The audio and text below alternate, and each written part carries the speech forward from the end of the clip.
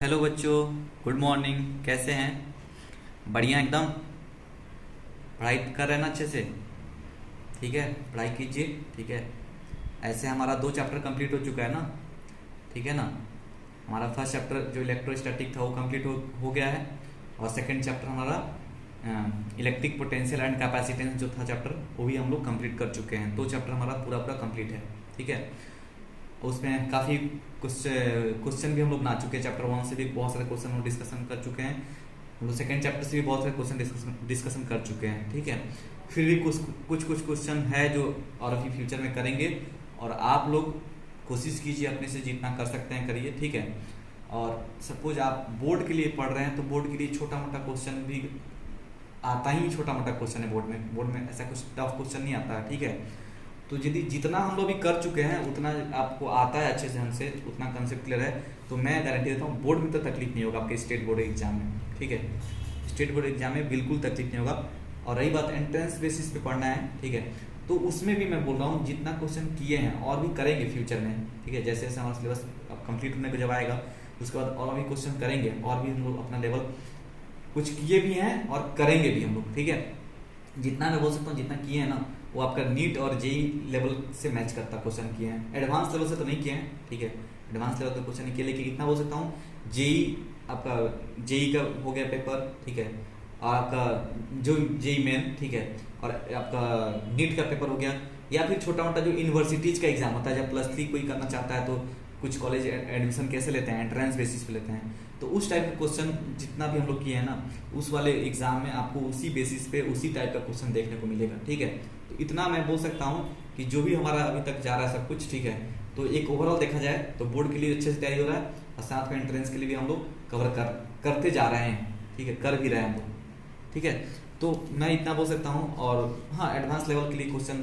थोड़ा हम लोग को लेवल बढ़ा कर और बढ़ाना पड़ेगा। फिलहाल हम लोग एडवांस पे ध्यान नहीं देंगे, हम लोग को बोर्ड भी ध्यान देना है, साथ साथ में एंट्रेंस का भी देखना है। तो हम लोग क्या करेंगे, उतना ही हम लोग पैर फैलाएंगे जितना हम लोग का ये है। ठीक है, दायरा है, दायरे से ज़्यादा पैर नहीं फैलाएंगे। तो हम लोग बोर्ड पे भी ध्यान देंगे, बोर्ड पे भी फोकस करेंगे जिसमें हमारा परसेंटेज अच्छा उठे। ठीक है, साथ साथ में उन सब क्वेश्चन को भी डिस्कशन करेंगे जो बोर्ड का भी आपका पेपर में आ जाएगा, आपको कोई भी तकलीफ नहीं होगी क्वेश्चन करने में। और साथ में उन जो यूनिवर्सिटी लेवल पे एग्ज़ाम होती हैं, चाहे आपके जो भी जेई मेन नीट इस टाइप के जो पेपर होते हैं उनमें भी आपको हेल्प मिल जाएगा। ठीक है, तो हम लोग इसको अपने दिमाग में रखते हुए अपना पढ़ाई करेंगे। ठीक है, और प्रैक्टिस उसी हिसाब से करेंगे। कोशिश कीजिए, देखिए अभी से प्रैक्टिस कीजिएगा। मैं बार बार बोलता हूँ, ठीक है, सबको बोलता हूँ कि पेन और कॉपी, ठीक है, ये दोनों जब भी बैठिए पढ़ने तो होना चाहिए। रफ नोट आपका पेन, ये जब तक चलता रहेगा ना, समझिए आप अपना किस्मत लिख रहे होंगे। जितना बार लिख दिया, जितना पेज खत्म कर दिया, जितना कॉपी खत्म कर दिया, वो अपना किस्मत का जो अपना जो सक्सेस का जो ये है हमारा प्रोबेबिलिटी है उसको और गेन करते चल जाता है, सक्सेस प्रोबेबिलिटी बढ़ते चल जाता है उसका। तो मैं बार बार रिपीट करता हूँ, प्रैक्टिस कीजिए। ठीक है, डायग्राम, जैसे सपोज इसका डायग्राम है, ठीक है, डायग्राम का प्रैक्टिस हो गया, चाहे जो भी पुराना चैप्टर में कंप्लीट हो चुका उसका practice, derivation practice, question practice, तो प्रैक्टिस ही करना पड़ेगा। परफेक्ट प्रैक्टिस करने से ही काम बनता है। ठीक है, समझ में आए? तो बस मैं इतना ही बोलूँगा कि मेहनत कीजिए आप लोग। ठीक है, जितना ज़्यादा टाइम दे सकते हैं पढ़ाई में उतना ज़्यादा टाइम दीजिए। ठीक है, ऐसे भी लॉकडाउन चल रहा है और आप तो दिन भर घर पे रहते हैं। ठीक है, तो इधर उधर घूम करके अपना टाइम वेस्ट ना करके करते हुए मैं इतना ही बोलूँगा, ठीक है, कि बस 1 साल का बात है। ठीक है, 1 साल बढ़िया कॉलेज में एडमिशन मिल जाएगा। ठीक है, उसके बाद अपना जितना घूमना फिरना होगा, जितना दोस्ती यारी करना होगा, ठीक है, करते रहिएगा, कोई प्रॉब्लम नहीं होगा, कोई देखने वाला नहीं होगा। ठीक है, 1 साल बस जम के मेहनत कर लीजिए आप लोग। ठीक है ना, समझ रहे हैं बात? ठीक है, तो इसी उम्मीद के साथ हम सोच रहे हैं कि आप लोग मेरा बात मानिएगा और ज़रूर कुछ ना कुछ आपके अंदर चेंज आएगा और आप ऐसा कुछ कीजिएगा। ठीक है, उम्मीद करते हैं, और उम्मीद क्या मतलब कि पूरा भरोसा है, आप कीजिएगा भी। ठीक है, तो चलते हैं, आगे बढ़ते हैं, आज का लेक्चर स्टार्ट करते हैं। और स्टार्ट किससे करेंगे? चैप्टर हम जानते हैं कौन चल रहा है, करंट इलेक्ट्रिसिटी। ठीक है, 3rd चैप्टर अपना फिजिक्स का। इसमें हम लोग ऑलरेडी कल डिस्कशन कर चुके हैं, करंट क्या है, करंट के टाइप्स कितने करंट होते हैं, करंट डेंसिटी क्या होती है, ड्रिफ्ट वेलोसिटी क्या होती है, ड्रिफ्ट वेलोसिटी का डेरिवेशन कर चुके थे कल हम लोग। बट कुछ बच्चे ने डाउट अराइज किया है कि सर ड्रिफ्ट वेलोसिटी बोल रहा हूँ, सॉरी क्या नाम है इसका, करंट डेंसिटी में सर थोड़ा तकलीफ हो गया, उनको समझ नहीं आया। तो चलिए पहले उस पर डिस्कशन कर लेंगे, फिर हम लोग आगे का बात करेंगे। ठीक है, तो आते हैं, फिर बात करते हैं हम लोग करंट डेंसिटी के ऊपर। देखिए करंट डेंसिटी का जो कंसेप्ट है ना, कुछ कुछ मैं बता दूं हम लोग कैसे कैसे डिपेंड कर रहा है। फ्लक्स याद है, flux phi is equal to E into area, है ना। कुछ ऐसा ही है ये, ठीक है, कुछ वैसा ही है। और उसको और एक क्लियर कर दीजिए, जैसे हम डेंसिटी पढ़े हैं ना, डेंसिटी बचपन से पढ़ते आ रहे हैं, डेंसिटी इजिकल टू होता है मास पर यूनिट वॉल्यूम। तो वो तो वॉल्यूमेट्रिक डेंसिटी का बात हो गया। चार्ज डेंसिटी पढ़े थे, याद है charge density sigma is equal to Q by A. तो कुछ ऐसा ही है current density I by A. लेकिन यहाँ पे एक चीज ध्यान देना होता है कि जो हम लोग एरिया लेते हैं ना, ये जो एरिया लिया जाता है वो परपेंडिकुलर लिया जाता है। मतलब कहने का मेरा था कि जब हम लोग मान लीजिए यहाँ पे 100 इलेक्ट्रिक फील्ड लाइन पास कर रहा है, जब एरिया हम ऐसे रखें तो पूरा का पूरा 100 इलेक्ट्रिक फील्ड लाइन पास कर रहा है। तो हम लोग इसका मान लीजिए 1 सेंटीमीटर का एरिया है, ये अपना कितना है 1 सेंटीमीटर का एरिया है। तो करंट डेंसिटी कितना हो जाएगा 100 नंबर ऑफ जो करंट 100 एम्पियर, एक लाइन 1 एम्पियर को डिनोट करता है। तो 100 लाइन मतलब 100 ampere divide by 1 centimetre square, ठीक है। वही आपका जे का वैल्यू दे देगा, इस जे का वैल्यू देगा। यदि आप एरिया को थोड़ा सा ऐसे घुमा दीजिए तो क्या नंबर ऑफ जो करंट था 100 जो पास करा था वो चेंज होकर के कुछ अलग करंट जाएगा कि नहीं। ऐसे कर दीजिए, ऐसे एरिया रख दिए। अब इसमें बताइए क्या होगा आपका टोटल नंबर ऑफ करंट कितना पास करेगा इस एरिया से। ऐसे एरिया रख देंगे तो कोई करंट पास नहीं करेगा, उसमें करंट डेंसिटी कितना 0 हो जाएगा। तो यही कंसेप्ट पे काम करता है। इसमें कन्फ्यूजन हुआ था, मुझे पता है कि आप लोग कन्फ्यूज थे। मैं बोला था परपेंडिकुलर एरिया, फिर बोला था डायरेक्शन। सुनिए सेम तो बात है। परपेंडिकुलर एरिया के समय डायरेक्शन कहाँ होगा हमारा, इसका ओपन सरफेस एरिया है तो डायरेक्शन कहाँ होगा, इधर पेन की ओर, जो पेन हमारा। तो आप इसको दो तरीके से समझिए कि परपेंडिकुलर जो number of electric field line passing perpendicularly through the area, मतलब इस एरिया से परपेंडिकुलर पास कर रहे हैं, इससे परपेंडिकुलर बना रहे हैं। तो ऐसे रखेंगे एरिया तो ये 90 डिग्री बनेगा कि नहीं। हमारा एरिया ऐसे है, देखिए ये 90 डिग्री बनेगा कि नहीं एरिया के साथ। ये एंगल कितना बन रहा है, ये हमारा 90 डिग्री बन रहा है ना एरिया के साथ। या फिर दूसरा बात बोल लीजिए कि जो हमारा इस एरिया वेक्टर का डायरेक्शन है, ठीक है, उसका डायरेक्शन और करंट डायरेक्शन क्या होगा, सेम होगा। तब हमारा जो भी हमारा करंट डेंसिटी होगा जे का वैल्यू वो उसके साथ में इस तरीके से भी याद कर सकते हैं कि हाँ लिखने समय लिखेंगे कि हाँ परपेंडिकुलर एरिया होगा, ठीक है। बट कंपोनेंट का देखा जाए, डायरेक्शन ऑफ वेक्टर देखा जाए, डायरेक्शन वेक्टर कहाँ होगा, हमारा इधर ही होगा जिधर करंट फ्लो कर रहा है। दोनों में एंगल कितना 0 डिग्री, ठीक है। तो ऐसा याद कीजिए कि जे का वैल्यू वहाँ रखेंगे जो हमारा करंट होगा और डिवाइड करेंगे किससे, जो कंपोनेंट इसके साथ 0 डिग्री एंगल बना रहा होगा एरिया वेक्टर के साथ, ठीक है। एरिया वेक्टर के साथ बोल रहा हूँ, जो करंट के साथ 0 डिग्री एंगल बना रहा होगा, ऐसा बोल लीजिए। ये तो वेक्टर ही है, एरिया वेक्टर होता है तो इसका भी डायरेक्शन होता है कि नहीं, परपेंडिकुलर, इधर चाहिए इधर। तो हम बोल रहे हैं कि इसका परपेंडिकुलर इसके साथ करंट के साथ कितना एंगल बना रहा है, 0 डिग्री एंगल बना रहा है। तो वही कंपोनेंट को हम लोग यहाँ पे लेकर रखेंगे, ठीक है। तो जब यहाँ पे हम लोग थोड़ा सा इस एरिया को ऑब्लिकली रख दिए, ठीक है, हम लोग कुछ ऐसे रख दिए तो एरिया डायरेक्शन कहाँ चला गया, इधर, ठीक है, डायरेक्शन ऑफ एरिया इधर चला गया। तो हम लोग उस कंपोनेंट को लेंगे जो इसके साथ करंट के साथ 0 डिग्री एंगल बना रहा होगा। तो इसका इस ए का कंपोनेंट कौन सा कंपोनेंट होगा जो इसके साथ 0 डिग्री बना रहा होगा, इसका एक cos थीटा, यही तो 0 डिग्री बनाएगा।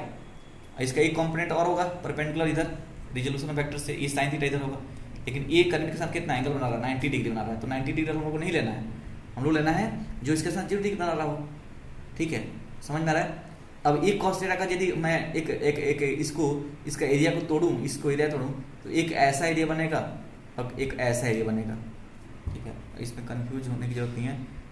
एक ऐसा कुछ एरिया बनेगा जिसका कंपोनेंट कितना होगा, एक cos थीटा, और एक कुछ इसका इधर इस ऐसे बनेगा जिसका ऊपर कंपोनेंट होगा ऐसे, ये sin थीटा। तो हम लोग को वो लेना है जो इसके साथ एक cos थीटा बना रहा हो। तो एक cos थीटा जब ये हमारा कंपोनेंट है तो इसका एक कंपोनेंट ऐसा बनेगा जो परपेंडिकुलर बन जाएगा इसके साथ, ऐसा कुछ गोल जो इस केस में है। तो आप छोड़िए, इतना मत सोचिए, आप बस इतना याद रखिए कि वही कंपोनेंट लेंगे जो इस करंट के साथ 0 डिग्री का एंगल बना रहा होगा, उसी के साथ हम लोग डिवाइड करेंगे एरिया का वही कंपोनेंट लेंगे जो हमारे करंट के साथ 0 डिग्री का एंगल बना रहा होगा। कंपोनेंट है ना, एरिया का वह कंपोनेंट जो इसके साथ 0 डिग्री एंगल बना रहा हो, ठीक है। थीटा मतलब यहाँ थीटा 0 नहीं हो जाएगा, थीटा में नहीं बोल रहा 0 डिग्री, ये बोल रहा है कि हम थीटा डिग्री पे उसका ऑलरेडी डायरेक्शन है, उसका कंपोनेंट तोड़ेंगे। अब 30 भी हो सकता है, ये 60 भी हो सकता है, ये 75 डिग्री भी हो सकता है, वो मैं बात नहीं कर रहा हूँ। लेकिन जो भी होगा, ए यहाँ 53 डिग्री होता तो यहाँ पे ए cos 53 डिग्री, ठीक है। तो ए cos 53 डिग्री का वैल्यू यहाँ पे हम लोग पुट करेंगे, यहाँ लाकर पुट करेंगे परपेंडिकुलर जगह पे, ठीक है।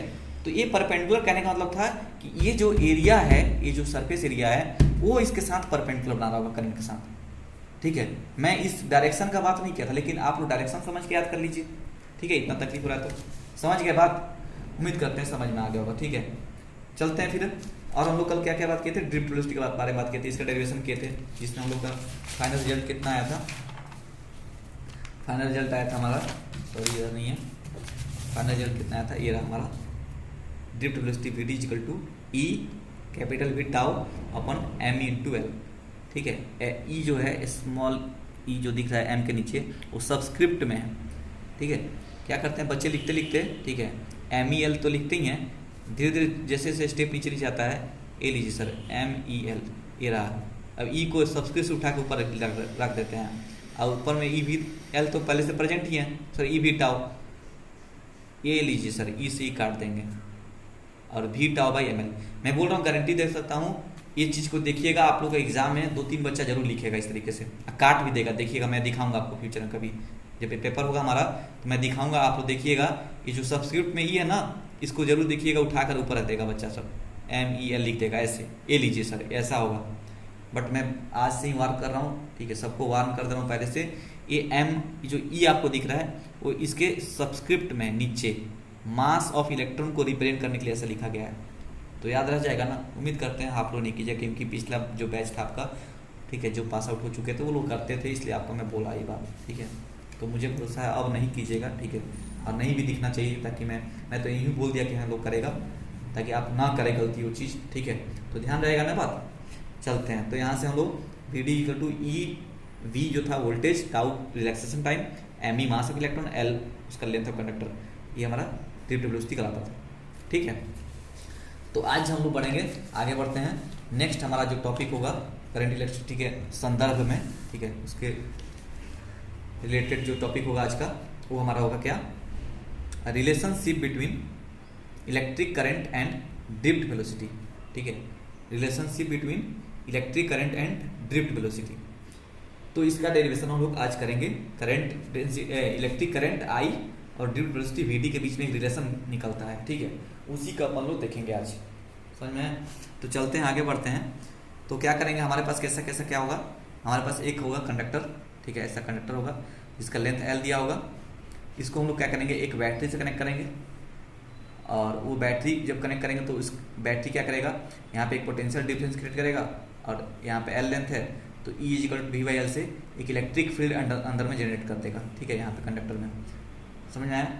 और आपको कुछ, चलिए यहाँ पे मैं समझा रहा था लेकिन वीडियो कट गया, देखिए मेहनत कितना करना पड़ा है। 12 मिनट का ऑलरेडी शूट हो चुका था, फिर से दोबारा से कर रहा हूँ, तो यहाँ पे पहुँचा हूँ, इसलिए यहाँ पे आपको पहले से लिखा हुआ दिख रहा है, कुछ समझा रहे थे उस वीडियो में, बट दोबारा से वीडियो शूटिंग करना पड़ रहा है मुझे, ठीक है। गलती से एक बटन दब गया था, तो फिर शूटिंग कर रहे हैं। आते हैं इधर, यहाँ समझाते हैं आपको, ठीक है। ये समझा रहे थे हम कि मान लीजिए कोई एक पोटेंशियल जो देते हैं हम, यहाँ पे पोटेंशियल जो डिफरेंस है वो भी बोल रहे थे।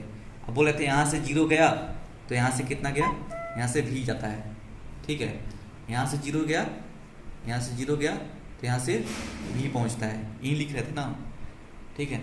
तो इसको थोड़ा सा समझा रहे थे कि कैसे कैसे क्या करते हैं। सपोज आपके पास बैटरी है, ऐसा आपके पास ऐसा कुछ बैटरी है, वो जो बड़ा डंडा होता है, ठीक है, जो बड़ा डंडा होता है उसको हम लोग बोलते हैं पॉजिटिव, जो छोटा डंडा होता है उसको बोलते हैं नेगेटिव, ठीक है। बड़ा डंडा को क्या बोलते हैं, पॉजिटिव, और छोटा डंडा को क्या बोलते हैं, नेगेटिव। तो इसको एक्चुअली हायर पोटेंशियल बोलते हैं, इसको लोअर पोटेंशियल बोलते हैं, ठीक है। तो मान लीजिए हायर पोटेंशियल को हम लोग लिख रहे हैं वी एच, और लोअर पोटेंशियल लिख रहे हैं वी एल। तो इसके डिफरेंस जो होता है V H minus V L, ये हम लोग का क्या देता है, पोटेंशियल डिफरेंस देता है, ये बैटरी का पोटेंशियल डिफरेंस देता है, जो भी लिख देते हैं, चलिए वी लिख देते हैं।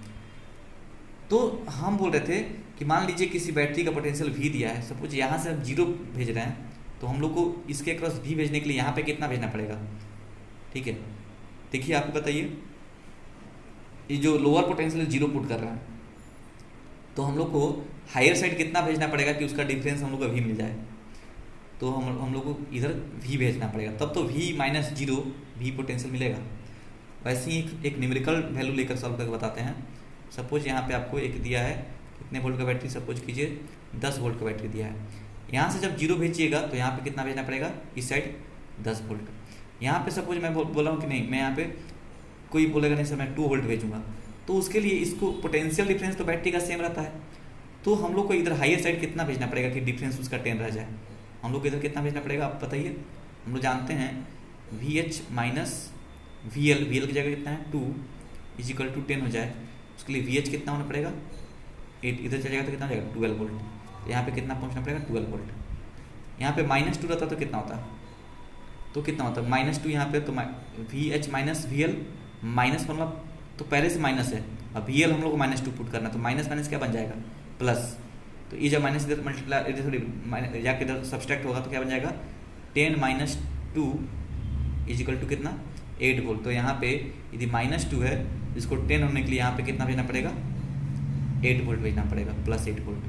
तो 8 minus of minus minus minus plus 10 volt. तो इस तरीके से भेजते हैं हम लोग, ठीक है। ये कंसेप्ट समझ में आया, नहीं आया तो कोई बात नहीं, फिर भी इसका आगे और भी डिस्कशन होगा, उस समय समझ में आ जाएगा, बट उम्मीद करते हैं समझ गए होंगे, ठीक है। फॉर्मूला क्या है, V H V higher potential minus V lower is equal to हमेशा ये जो बैटरी का जो सप्लाई करते हैं वोल्टेज उसके बराबर होता है।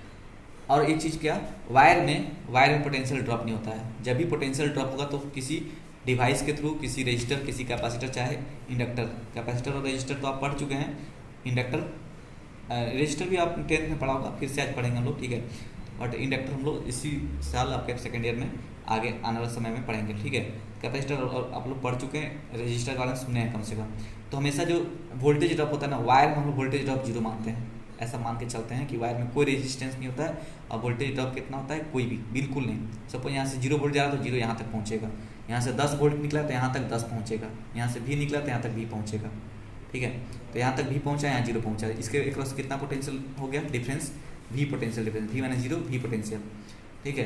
तो यहाँ से क्या होगा, एक इलेक्ट्रिक फील्ड जनरेट हो जाएगा E equal to V by L से, ठीक है। समझा, यहाँ पे पोटेंशियल ज़्यादा कम होते होते 0 हो जाता है, ठीक है। क्या होता है, खा जाता है, धीरे धीरे पोटेंशियल को खा जाता है, अंत में 0 कर देता है। कल का कहानी याद है, एक प्रोटॉन आता है, क्यू वी उसका एनर्जी होता है, आता है क्यू वी एनर्जी लेकर के, वी इज इक्वल टू कितना एनर्जी के रूप में देखा जाए तो क्यू वी एनर्जी, सॉरी हाँ एनर्जी के रूप में देखा जाए, इसको सॉल्व किया जाएगा क्यू इंटू वी। यहाँ पे एनर्जी कितना होगा, जो प्रोटॉन आएगा उसके पास W equal to Q into V energy होगा। फिर एनर्जी अब क्या होता है, रजिस्टर के अक्रॉस जब पास करता है तो एनर्जी खा जाता है, ठीक है, लाइट के फॉर्म में चाहे हीट के फॉर्म में निकल जाता है, और पहुँचते पहुँचते यहाँ पे कितना होता है 0 एनर्जी। फिर आता है, फिर बैटरी से एनर्जी लेता है, फिर बैटरी से एनर्जी लेकर जाता है, फिर यहाँ पे तो समझिए एक ट्रक होता है, प्रोटॉन क्या होता है एक ट्रक, और बैटरी क्या होती है, बैटरी होती है सोर्स, है ना, मैंने समझिए जैसे कोयला का खदान है, उसका एनर्जी का खदान, गया ट्रक एनर्जी भरा लेके गया, इसमें डाल दिया, ठीक है, ये अपना ये हो गया जहाँ डाल देते हैं एनर्जी आकर के, इसमें रजिस्टर में डाल दिया, 0 कर दिया, फिर आया वापस ट्रक लेकर के, फिर भरा उसमें सामान, एनर्जी भरा लेके गया, ठीक है। तो जैसे क्यू भी एनर्जी लिया फिर गया, ऐसे करके चलता रहता है प्रोसेस। और उसके उल्टा इलेक्ट्रॉन इधर उधर फ्लो करता है, प्रोटॉन इधर जाता है तो इलेक्ट्रॉन इधर जाता है। हम लोग समझने के लिए प्रोटॉन को ही मुक्त कराते हैं, बट इलेक्ट्रॉन एक्चुअली में फ्लो करता है। ये बात बार बार रिपीट कर रहे हैं और आज भी रिपीट कर रहे हैं, ठीक है। समझ गए बात, इतना सब कुछ समझ में आ गया, आगे बढ़े तो ठीक है, इतना डायग्राम भी समझ गए। तो यहाँ पे लिखेंगे suppose a potential difference V is applied, ठीक है। मान लेते हैं कोई पोटेंशियल डिफरेंस V अप्लाई किए across a conductor of length L, ठीक है, across a conductor of length L and uniform cross section area A। इसका क्रॉस सेक्शन एरिया कितना है, इसका क्रॉस सेक्शन एरिया A है, ठीक है। आप खुद से इसमें एरिया A लगा लीजिएगा, मैं नहीं लगा रहा हूँ, ठीक है, सॉरी, 1 मिनट, ठीक है।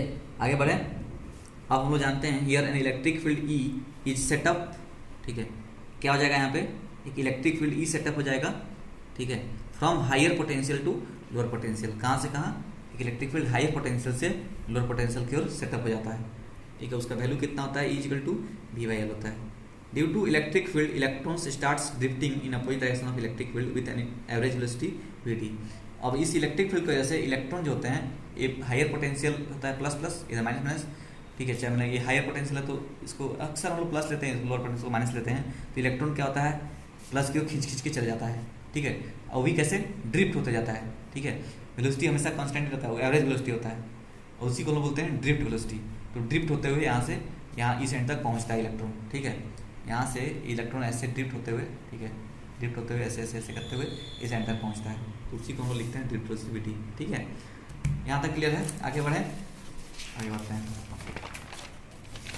अब देखिए, अब क्या है हमारे पास, सपोज कीजिए हमारा जो कंडक्टर था, अब उसमें हम लोग मान लेते हैं सब कंडक्टर का अपना अपना डेंसिटी होता है। मतलब डेंसिटी समझते हैं, जैसे डेंसिटी आप लोगों को पता है ना, जैसे हो सकता है पार्टिकुलर 1 सेंटीमीटर क्यूब का एक वॉल्यूम ले लिया जाए, ठीक है। मैं बोलता हूँ जैसे डेंसिटी क्या होता है, वेरी करता है, हर एटम का, हर एटम बोल रहा हूँ, हर मटेरियल का डेंसिटी अलग अलग होता है। यहाँ डेंसिटी का मतलब है कि 1 सेंटीमीटर क्यूब में, ठीक है, दो आपके पास, मैं एक एग्जांपल देता हूँ, आपके पास 2 चीज़ें, ये मान लीजिए ए है और मान लीजिए बी है, एग्जांपल दे रहे हैं, कुछ ऐसा हकीकत में नहीं होता होगा। मैं इसमें से 1 सेंटीमीटर क्यूब का एक वॉल्यूम काट के ले आता हूँ, 1 सेंटीमीटर क्यूब का, ठीक है, ये लीजिए 1 सेंटीमीटर क्यूब का, और इसमें से भी 1 सेंटीमीटर का क्यूब काट के ले आएंगे, इसमें से भी 1 सेंटीमीटर क्यूब लेके आ गए। मैं बोल रहा हूँ कि सपोज यहाँ पे 1 सेंटीमीटर क्यूब के वॉल्यूम में, यहाँ पे सपोज कीजिए 50 इलेक्ट्रॉन है, कितना प्रेजेंट पर इलेक्ट्रॉन, 50। यहाँ पे मान लेते हैं कितना इलेक्ट्रॉन है, 100 इलेक्ट्रॉन। वहीं 1 सेंटीमीटर क्यूब में 100 इलेक्ट्रॉन है, यहाँ पे 1 सेंटीमीटर क्यूब में कितना है, 50 इलेक्ट्रॉन है। तो किसका डेंसिटी ज़्यादा होगा? डेंसिटी क्या होता है, जो भी चीज़ अपन per unit volume, volumetric density की बात किया जाए तो, ठीक है। तो जो भी चीज़ करने मतलब यहाँ पे इलेक्ट्रॉन है, 50 इलेक्ट्रॉन पर सेंटीमीटर क्यूब, यहाँ पे 100 इलेक्ट्रॉन पर सेंटीमीटर क्यूब, तो डेंसिटी किसका ज़्यादा? और एक चीज़ यहाँ पे, जैसे मैं इसको डिनोट कर दूँ कैपिटल एन से, नंबर ऑफ इलेक्ट्रॉन को कैपिटल एन से डिनोट कर दूँ, ठीक है, और इसको मैं डिनोट कर दूँ मैं वही कैपिटल एन से, ये हो गया एन ए, ये हो गया एन बी, और ये हो जाएगा 1 सेंटीमीटर क्यूब को वॉल्यूम से, इसको भी वॉल्यूम से, ये हो जाएगा वी ए, ये V B, V A V B तो सेम है फिलहाल। तो इसको N A by V A को, चाहे N B by V B को हम लोग स्मॉल एन से डिनोट करते हैं, और इसी को पढ़ते हैं स्मॉल एन को number of electrons per unit volume, ठीक है, मतलब इलेक्ट्रॉन डेंसिटी कह सकते हैं। क्या बोलेंगे? Electron density. N is small N is equal to electron density है, जहाँ पे कैपिटल एन क्या है, नंबर ऑफ इलेक्ट्रॉन्स, और भी क्या है, यूनिट वॉल्यूम, ठीक है। तो अलग अलग मटेरियल का नंबर ऑफ जो डेंसिटी है जो इलेक्ट्रॉन का, वो अलग अलग हो सकता है। समझ में आया? एग्जाम्पल दिए जो समझ में आया। हो सकता है यहाँ पे 1 सेंटीमीटर क्यूब में 50 इलेक्ट्रॉन हो सकता है उसी दूसरे मटेरियल में कोई दूसरा मटेरियल भी है, उसके पास इस 1 सेंटीमीटर क्यूब में 100 इलेक्ट्रॉन हो, तो इसका एन स्मॉल एन का वैल्यू क्या है, इसका स्मॉल एन का वैल्यू ज़्यादा है, इसका स्मॉल एन का वैल्यू कम है, ठीक है। समझ में आया? इसलिए अब एग्जाम्पल देकर समझाया, मुझे लगता है समझ में आ गया होगा। स्मॉल एन इक्वल टू क्या लिखेंगे, कैपिटल एन अपन भी लिखेंगे, ये क्या पढ़ेंगे, क्या नंबर ऑफ इलेक्ट्रॉन्स, ठीक है, एन क्या है, number of electrons per unit volume है, ठीक है। तो यहाँ से कैपिटल एन इक्वल टू क्या हो जाएगा, N into V. Capital N क्या है, number of electrons in length L of the conductor, वो एल लेंथ में आपका उसका वैल्यू है, किसका, नंबर ऑफ इलेक्ट्रॉन्स का। मान लीजिए आपका एक कंडक्टर है ऐसा, आपका जो पिछला लिया है ऐसा एक सिलेंड्रिकल कंडक्टर है, इसमें एल लेंथ में कितना इलेक्ट्रॉन है उसका वैल्यू है, ठीक है। तो N into small N into V हम लोग बोल दिए कैपिटल एन यहाँ से, ठीक है, समझ रहे बात। तो number of electrons in length L of the conductor हो गया। अब वी क्या है, वॉल्यूम है। अब सिलेंडर सपोज यहाँ पे हम लोग को दिया है, थोड़ा सा कचरा हो जा रहा है, क्या किया जाए। अब सपोज ये सिलेंडर है, सिलेंडर का वॉल्यूम कैसे लिखते हैं आप लोग, ये मान लीजिए लेंथ एल है, ठीक है, और इसका रेडियस है मान लीजिए कितना, स्मॉल आर। तो वॉल्यूम ऑफ सिलेंडर का फॉर्मूला क्या लिखते हैं, वी इक्वल टू क्या लिखते हैं, पाई आर स्क्वायर एल, शायद यही होता है ना, मेरे हिसाब से तो यही होता है, आप लोग अपना देख लीजिएगा, ठीक है। तो क्या वॉल्यूम को हम लोग ऐसे भी सकते हैं क्या कि ये जो पाई आर स्क्वायर है, जो एरिया है, ये सर्कल का एरिया है, सर्कल के एरिया से लेंथ को मल्टीप्लाई कर देंगे तो क्या वॉल्यूम मिलता है। ये पाई आर स्क्वायर क्या लिख सकते हैं, ए लिख सकते हैं, पाई आर स्क्वायर को ए लिख सकते हैं इसका एरिया, और इंटू इसको लेंथ कर देंगे तो क्या वॉल्यूम मिल जाएगा। तो क्या वॉल्यूम की जगह पे ए इंटू ए लिखना संभव है कि नहीं है, पॉसिबल है, अब लिखा जा सकता है। बिल्कुल लिखा जा सकता है। तो हम लोग कैपिटल एन इक्वल टू क्या मिल गया, N into A into L. ठीक है, capital N equal to N A L लिख दिया मैंने, रीअरेंज कर दिया एन ए एल नाल। ठीक है, अब बात करेंगे, ये तो टोटल नंबर ऑफ इलेक्ट्रॉन हो गया। चार्ज कितना है उसके ऊपर, एक इलेक्ट्रॉन का चार्ज कितना होता है 1.6 इंटू 10⁻⁹ कूलम है ना। 2 इलेक्ट्रॉन होता है तो 2e, 3 इलेक्ट्रॉन होता है 3e, 4 इलेक्ट्रॉन होता है तो 4e लिखते हैं। n इलेक्ट्रॉन होता है कितना लिखेंगे total charge, Q equal to Ne। ठीक है, तो यहाँ से अब n का वैल्यू हम लोग मिल चुका है कितना, उस पार्टिकुलर इस कंडक्टर के लिए NaL। ठीक है, कैपिटल की जगह क्या लिखेंगे, स्मॉल nal, तो लिख दिए NaL। ठीक है, तो यहाँ हो जाएगा NaL इंटू E। ठीक है, यहाँ पे Q equal to NaL into E हो गया, ये इक्वेशन 1 बना देंगे। ठीक है ना, उसके बाद क्या करेंगे, अब हम लोग क्या करेंगे, टाइम निकालेंगे। अब देखिए इस कंडक्टर में आप लोग देखिए, जो इलेक्ट्रॉन यहाँ से यहाँ जाएगा, ठीक है, तो कुछ लेंथ को कवर करेगा कि नहीं करेगा, एक लेंथ है हमारे पास, इसको कुछ टाइम भी लगेगा यहाँ से यहाँ जाने में। इलेक्ट्रॉन के पास तो वेलोसिटी भी कुछ दिया है, वीडी वेलोसिटी है, इसके पास लेंथ है, तो क्या कुछ टाइम लगेगा कि नहीं लगेगा यहाँ जाने में। Velocity equal to distance by time. ठीक है, डिस्प्लेसमेंट बाय टाइम, एक्चुअली देखा जाए तो velocity equal to displacement by time. तो हमारा एल डिस्प्लेस हो रहा है, अब वीडी वेलोसिटी है, तो कितना टाइम लगेगा, तो ये फॉर्मूला हम लोग यहाँ पे मिल जाएगा क्या, टी इक्वल टू क्या मिल जाएगा, L upon V D. Equation number 2 बना देंगे इसको। ठीक है, ये हो गया time taken by electron to move distance L. Also I equal to Q by T जानते हैं, current equal to charge by time. ठीक है, तो इस वाले इक्वेशन को यहाँ से क्यू का वैल्यू और टी का वैल्यू पुट करेंगे तो आई का वैल्यू कितना आ जाएगा, इक्वेशन 2 और इक्वेशन 1 और इक्वेशन 2 से आई इक्वल टू क्या लिखेंगे, NaLe। ठीक है, अपॉन टी की जगह पे L बाई वी डी। इसको थोड़ा सा रीअरेंज करके करिएगा तो ये से ये देखिए NaLe VD अपॉन L हो जाएगा, L से L कट गया तो बच जाएगा I का वैल्यू NeaVD। ठीक है, यहाँ पे N क्या है, इलेक्ट्रॉन डेंसिटी किसी मटेरियल का, वो कांस्टेंट होता है, पार्टिकुलर फिक्स कर दिए मटेरियल, तो इलेक्ट्रॉन का वैल्यू जो E का चार्ज होता है वो भी कांस्टेंट होता है। एरिया तो कंडक्टर का कांस्टेंट ही हो जाएगा, एक बार फिक्स कर देंगे तो वेरी क्या करेगा, ठीक है, वेरी करेगा VD। ठीक है, VD वेरी करता है। यदि हम लोग क्या करेंगे, सपोज आप क्या कर रहे हैं कि ड्रिफ्ट वेलोसिटी बढ़ा दे रहे हैं तो करंट बढ़ जाता है, ड्रिफ्ट वेलोसिटी कम कर देंगे तो करंट घट जाएगा, मतलब कि जो करंट होगा वो डायरेक्टली प्रोपोर्शनल हो जाएगा किसके हो जाएगा, डायरेक्टली प्रोपोर्शनल VD के। तो हम लोग एक इक्वेशन यहाँ से निकला, करंट हम लोग करंट अपना इलेक्ट्रिक करंट और ड्रिफ्ट वेलोसिटी का रिलेशन मिल गया, I इक्वल टू NeaVD। बात समझ में आया। यहाँ से चलते हैं आगे, इसको एक और चीज रिलेट करते हैं, डेंसिटी, करंट डेंसिटी से रिलेट करते हैं। Current density equal to J equal to पढ़े हैं I बाई ए। ठीक है, समझ में आया। ये नॉर्मल एरिया है, एरिया एकदम इस टाइप का है, कोई ऑब्लिकली नहीं रखा गया है, नॉर्मली रखा गया है। तो J equal to I by A पढ़े हैं, I का वैल्यू कितना होता है NeaVD। तो यहाँ से J इक्वल टू क्या मिल जाएगा, इस फॉर्मूला से J इक्वल टू एक रेस मिल जाएगा NeaVD अपन ए से कट जाएगा, J इक्वल टू NeVD मिल जाएगा। ठीक है ना, समझ में आ रहा बात, क्लियर है यहाँ तक, कोई कंफ्यूजन तो नहीं है। तो ये था हमारा रिलेशनशिप किसके बीच में, अपना करंट डेंसिटी और सॉरी करंट बोल रहा हूँ, electric current and drift velocity के बीच का रिलेशन। क्लियर है, आगे बढ़ा जाए, चलिए आगे बढ़ते हैं। हमारा देखते हैं नेक्स्ट टॉपिक हमारा क्या है, मोबिलिटी।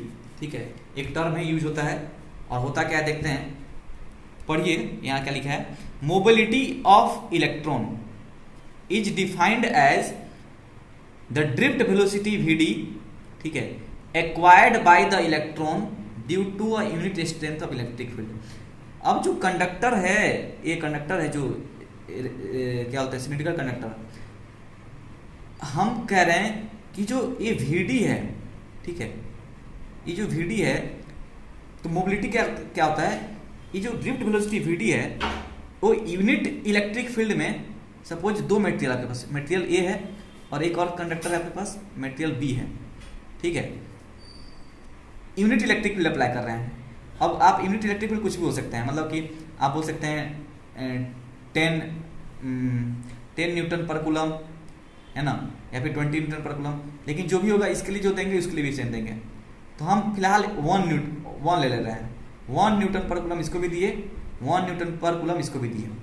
अब जिसके लिए VD का वैल्यू ज़्यादा होगा उसका मोबिलिटी क्या होगा, ज़्यादा होगा ना, उसमें इजीली इजिली वो मूव कर पा रहा होगा। ठीक है, मोबिलिटी क्या बताता है, प्रॉपर्टी बताता है कि किसमें कंडक्टर ए कंडक्टर बी में किसमें आसानी से इलेक्ट्रॉन मूव कर पा रहा है।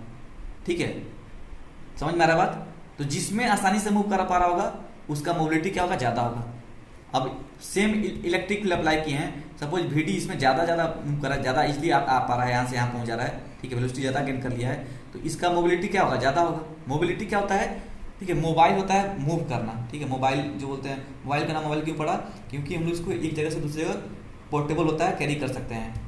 इसलिए मोबिलिटी क्या होगा कि कौन आसानी से मूव कर पा रहा है यहाँ से यहाँ। ठीक है, तो इसलिए हम लोग का फॉर्मूला बन जाता है mu is equal to drift velocity V D पर यूनिट इलेक्ट्रिक फील्ड। जो भी इलेक्ट्रिक फील्ड अप्लाई किए, ठीक है, चाहे 10 न्यूटन पर कूलम तो 10 न्यूटन पर कूलम दोनों पर अप्लाई करना पड़ेगा, लेकिन बात करेंगे तो पर यूनिट में बात करेंगे। ठीक है, तो mu is equal to V D upon E mathematically represent किया जाता है मोबिलिटी को। ठीक है, डेफिनेशन क्या बनता है, mobility of electron is defined as the drift velocity V D acquired by the electron due to a unit strength of electric field. ठीक है, समझ गए डेफिनेशन। अब यहाँ पे if E is equal to 1 है तो म्यू इज इक्वल टू क्या हो जाता है, वीडी हो जाता है। ठीक है, ई यदि 1 रहा तो mu is equal to V D, तो जिसका अब म्यू वीडी जिसका ज़्यादा होगा उसका म्यू ज़्यादा होगा। ठीक है, और वीडी इज इक्वल टू कितना हो जाएगा, mu into E. V D equal to क्या हो जाएगा, म्यू इंटू ई बन जाएगा। इसको यदि इस इक्वेशन में पुट किया जाए I is equal to N E V D में, तो एक रिलेशन मिलेगा। ठीक है, इसमें देखिए कुछ हर फॉर्मूला को याद करने की जरूरत नहीं है। एक आपको यदि बस mu is equal to V D by E याद है, I is equal to N E V D by याद है, तो आपको अलग अलग इसको, अब इसका नया फॉर्मूला एक बनेगा यहाँ पे, तो इसको अलग से याद नहीं रखना है। यदि आपको ये याद है तो आप क्वेश्चन सॉल्व करने समय इजीली क्वेश्चन सॉल्व कर पाएगा, जो भी पूछेगा आप सॉल्व कर पाइएगा। ठीक है ना, बट ये होता है ऐसा पूछ देता है एग्जाम में, इसलिए मैं करा रहा हूँ ताकि आपको समझ में आए कि कैसे कैसे पुट करना है, क्या करना है। तो हम लोग को पता है वीडी इक्वल टू म्यू ही होता है और I equal to N E V D, तो वीडी का वैल्यू यहाँ पुट करेंगे तो क्या बन जाएगा, I equal to N E mu E बन जाता है। ठीक है, और यहाँ पे ई इक्वल टू क्या होता है, वी बाई एल, तो यहाँ से I equal to N E mu V by L बन जाता है। यहाँ पे N constant, E constant, area भी कांस्टेंट होता है। म्यू भी आपका क्या, सॉरी वी भी क्या होता है, वोल्टेज किसी पार्टिकुलर ए के लिए। अपना बैटरी क्या होता है, कांस्टेंट, हम लोग पुट जो भी बैटरी लगा देते हैं तो बार बार चेंज नहीं करते हैं, तो वी भी कांस्टेंट, लेंथ ऑफ कंडक्टर भी कांस्टेंट रहेगा। तो पार्टिकुलर आई जो होगा किसके लिए ज़्यादा होगा, जिसका म्यू ज़्यादा होगा। करंट किसका ज़्यादा होगा, जिसका मोबिलिटी ज़्यादा होगा। आसानी से इलेक्ट्रॉन, ठीक है, चार्ज पार्टिकल आसानी से ज़्यादा होंगे, जिसका मोबिलिटी ज़्यादा होगा उसका करंट ज़्यादा होगा। समझ में आ रहा है ना। ठीक है, अब इसका बात कर लेते हैं एसआई यूनिट का। SI unit mobility mu equal to क्या हो जाएगा, ये हो जाएगा वीडी बाई ई। ठीक है, म्यू इक्वल टू क्या बन जाता है, वीडी बाई ई। वीडी क्या है, ड्रिफ्ट वेलोसिटी, वेलोसिटी तो है, और ये क्या है आपका इलेक्ट्रिक फील्ड, तो ये हो जाएगा मीटर पर सेकंड, ये हो जाएगा न्यूटन पर कूलम। तो यहाँ से क्या हो जाएगा, यूनिट सेंटीमीटर पर न्यूटन सेकंड। और एक फॉर्मूला बन सकता है, हम लोग ई इक्वल टू क्या जानते हैं, ई इक्वल टू एक पढ़े हैं, वी बाई एल पढ़े ना, तो यहाँ से एक फॉर्मूला बन जाएगा वीडी बाई ई के लिए, ये हो जाएगा मीटर पर सेकंड, और ई इक्वल टू बन जाएगा वोल्टेज। ठीक है, ये वोल्टेज पोटेंशियल डिफरेंस के लिए वोल्टेज वी अपन लेंथ के लिए मीटर, तो यहाँ से बन जाएगा मीटर स्क्वायर पर वोल्ट सेकेंड। ठीक है, म्यू का एक और ऐसा यूनिट बनता है मीटर स्क्वायर पर वोल्ट सेकेंड। तो जो भी ऑप्शन में दिया लगा आप दोनों में किसी को दे सकते हैं। ठीक है, अब इसका डायमेंशन फॉर्मूला निकाल लेते हैं। डायमेंशन फॉर्मूला क्या होगा, देखिए डायमेंशन फॉर्मूला देखते हैं। तो डायमेंशन फॉर्मूला क्या हो जाएगा म्यू का, ये हो जाएगा वी डी बाई ई। तो वी डी ड्रिफ्ट वेलोसिटी है तो होता है एल टी माइनस वन, और इलेक्ट्रिक फील्ड का ऑलरेडी आपको पता है डायमेंशन कितना होता है, M L T minus three A minus one. इसको सॉल्व करने से कितना हो जाएगा, M minus one L zero T plus two A plus one. ये हमारा इसका क्या हो गया, इसका डायमेंशन फॉर्मूला हो गया। ठीक है, बात समझ गए। अब हम लोग क्या करेंगे, आज इतना ही रह देते हैं। ठीक है, नेक्स्ट क्लास में हम लोग क्या करेंगे, ओम्स लॉ पे बात करेंगे। ठीक है, ओम्स लॉ क्या होता है उसको चर्चा चलेगा हमारा, उसके अंदर जो भी होगा उसको पढ़ेंगे। ठीक है ना, तब तक इसको आप लोग देखिए, समझिए, जो डाउट है पूछिए। ठीक है, चलिए, थैंक यू।